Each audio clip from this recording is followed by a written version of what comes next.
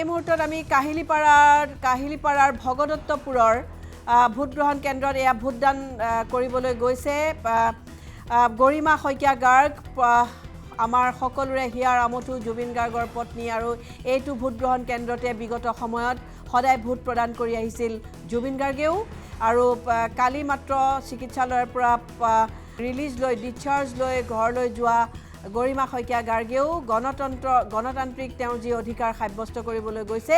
मैं कल ही हॉस्पिटल से बाहर आई हूँ और पहले मैं हमेशा जुबिन के साथ ही आती थी। आज ये मतदान मतलब सबका एक कर्तव्य है, एक दायित्व है सब, इसीलिए it is our duty to cast a vote. इसीलिए शरीर असुस्थ है फिर भी हम आए हैं अपना वोट दान करने के लिए और कर दिया। আমি সকলোৱে কৰিলোঁ, মই বৌ আমি চবেই ভোটাধিকাৰ সাব্যস্ত কৰিলোঁ।